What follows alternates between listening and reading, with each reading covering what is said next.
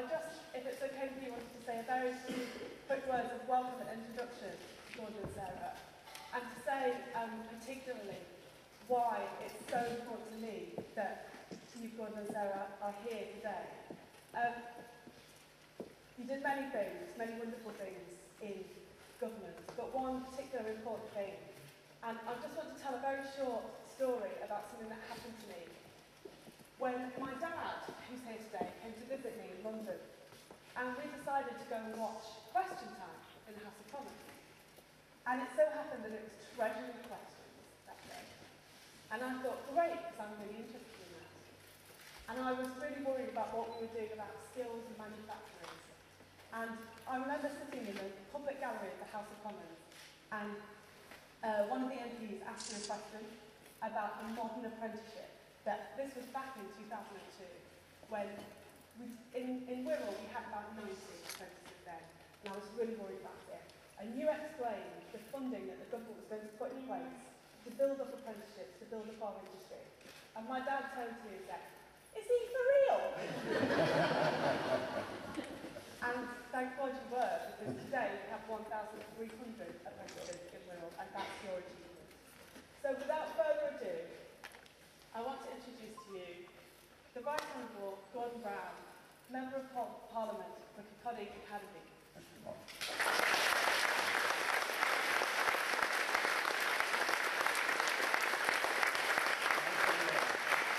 Can I say what a great privilege it is for Sarah and I to be here this morning, to be here at this prize-winning college, the Times Educational Supplement School of the Year, of which you should be very proud.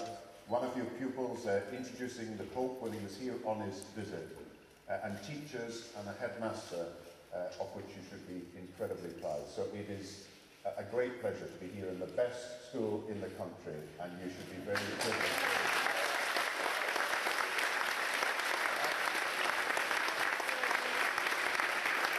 I want to say also what a privilege it is to be here with Alison. Alison, you may know, is my private parliamentary secretary, which means that we work together in the House of Commons. And although she's only been there for a few months, and I've been there for nearly 30 years, she knows more about it than I do, and is able to tell me what to do now. And you know, mention the word Alison and mention the word apprenticeships. She has fought the case for modern apprenticeships in this constituency and throughout the country. And the reason that young people can have hope for the next few years that we will fight for apprenticeships is because of what Alison is doing in the House of Commons. I'm incredibly proud of it.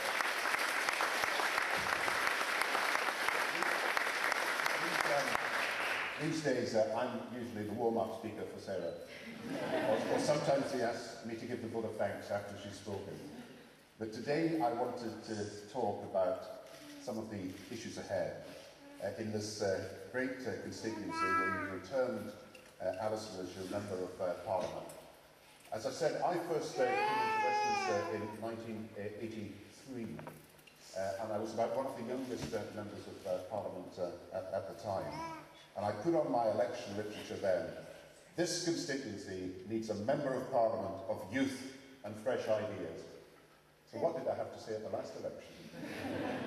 This constituency needs a Member of Parliament of maturity and experience. And you know, when I started as a Member of Parliament in 1983, I went to my first surgery, and I know Alison does many constituency surgeries, and it's what a chance for people to put their views, and put their questions, and put their queries. And I was in a mining constituency with a number of different mining villages, and I went to the first mining village, and it was in a hall even bigger than this. And I advertised it, leaflets had gone round, and only one person came to see me. And so I walked down the hall to the front chair. There was a chap sitting there, and I put out my hand to shake hands with him, and he said, "I'm the man who punched Mr. Hamilton." Now, Mr. Hamilton was my predecessor as MP. Willie Hamilton, remember, the anti-monarchist MP. And he said, "I'm not going to punch you yet." And he wanted me, this is the danger of being a constituency MP sometimes, and he wanted me to reopen a 30 or 40-year-old case that he had had with the National Coal Board. And he said, "Look, I was thinking of standing against you at the election." And I said, "But you didn't." And I said, couldn't raise the the deposit for the candidate? He said no. He said, I couldn't get 10 people to sign my nomination form. And then I went down to Westminster, and as Alison would have found, it's quite an intimidating place as you start there, as I did in 1983. And unfortunately, there are too many Browns around. So I got completely confused with another Brown. And when I picked up the Times newspaper, the first day I was there, and they were referring to the new MPs, and they actually had a photograph of me looking as if I was 16, and they said, Mr. Brown, 58 years old. And this just kept with me for almost a year, because the next one said, Mr. Brown, born in 1925. The next one said, the veteran Labour Member of Parliament. The next one said, the Labour stalwart. And then within a week, I got a letter from one of these pension companies that said I started a new job late in life and would be wanting to make provision for an early retirement. And you know, that's how it started as MP. And I thought my political career was completely finished because Gerald Kaufman, who you may know, is the Member of Parliament in Manchester, and he was our Shadow Foreign Secretary at the time. And Gerald Kaufman liked to go to the theatre in the evenings, and he liked to go and watch films. And so if anything about foreign affairs came up in the evening, he usually asked me or Tony Blair or someone else if we would deputise for him. And one night I drew the short straw. Gerald said he had arranged to do a radio interview with a station down under, and would I wait, because the time difference was so much, would I wait and I'd get a phone call at 10 o'clock, and could I do an interview about the New Labour Party and what we were trying to achieve? And this was my first great break as a foreign affairs spokesman for the Labour Party. And so I waited till 10 o'clock, the phone rang, the interviewer said, I'm just putting you through to the programme, went straight through the programme without any explanation of what I was doing, and got straight to the interviewer, and he said, Mr. Brown, your Labour Party seems to be doing quite different things from what we're doing in our country. And I said, not at all, he said, and I was sort of boasting. He said, last week I met Mr. Bob Hawke, your Prime Minister, and the Australian Labour Party and the British Labour Party are doing similar things. And he said, Mr. Brown, this is Radio Auckland. You're speaking to the people of New Zealand. Our Prime Minister is Bob Longhead, and what do you say after that? I thought my career was absolutely over. Now, one of the great things about being able to be a Member of Parliament and to work with people is that education is the future of our country. And I do want to say something before I'm answering questions here about the importance of schools. Sarah did a book a few years ago, and she asked people, who was the greatest influence on your life, apart from your parents? And so she went around all the different people that she could ask. Famous personalities, people who did service in the community, people from a whole range of lives. And you know, the majority of people who answered that question named a teacher. They said the greatest influence on their life, apart from their parents, had been one of their teachers. And Alec Ferguson, who's not a great name here, I gather, the manager of Manchester United, who you thought might have said, you know, the great influence on his life was a player or a coach or a manager. It was his teacher. And so that was true on so many other people who gave their reflections on it. And you never forget your teacher.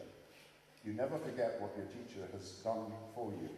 And as long as you live, you can name your primary teachers and your secondary teachers, and you remember, sometimes for ill, but mostly for good, what they have achieved for you.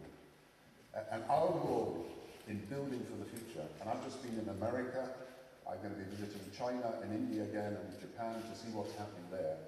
Our only way forward as a country is as an educated and skilled country. We don't want to compete on low pay with Chinese or Asian manufactured goods that are so cheap that we would have to lower wages so much if ever we're going to be able to compete with them. But we can compete and be successful in the high technology industries, in the high value added products, in the custom built goods, where we have the skills and where we have the innovation, where we have the inventiveness, and where we are able to lead the world. And that's why our economic policy is also our best social policy. Our economic policy to give people the chance to get the skills and to have the qualifications and to do the apprenticeships and get the college and university places that are necessary, and our social policy which to allow people to make the most of their potential so that every individual can bridge the gap between what they are and what they have it in themselves to become. And that is really what the future is about. In past generations, let us put it this way, because so many people were denied the chance to go to college or to university even when they had talent, were denied the chance of an apprenticeship even when they had the skill to do it. We only educated some of the people for some of the time and some of their talents. And in future, we've got to think of a world where we talk about developing all the talents of all the people in all the countries of the world. Now, how does a school work? And how does a country work? There's a great story told about Lord Montgomery, Field Marshal Montgomery, at the time of the Battle of Alison in the Second World War. A very difficult battle that he was fighting, and he called the troops together. Lord Montgomery, Field Marshal Montgomery, wasn't a modest man. When he was asked who the three greatest generals in history were, he said the other two were Alexander the Great and Napoleon. But he was addressing his troops just before the Battle of Alison, and it was quite, he was going around his troops and said, what's the most important thing you have for this battle ahead? And some people are saying, well, we've got very good artillery. And others were saying we've got great air cover. Others were saying our tanks are really good. Others were saying that they had the best equipment they'd ever had. And he said, no, you're wrong, he said. What's the most important thing you have? The most important thing you have is you. Your skills, your potential, your determination, your loyalty, your companionship, and your ability to work together. And just as an army works well when people work together and develop the potential of all the people, so a great school and college like this works because everybody comes together and develops their talents and uses them for that skill. And so too it is with a country. Britain works best when Britain works together as well. I've got absolutely no doubt that the future of this country lies in education and skill. This school, this college is leading the way in this country, and that is a great thing that you should be proud of. If we can continue to help people with rising ambition and rising aspirations for the future, then we can meet all the challenge that this world holds for us. And I believe you are therefore right at the heart of building the best future for our country. Thank you very much for the chance to address.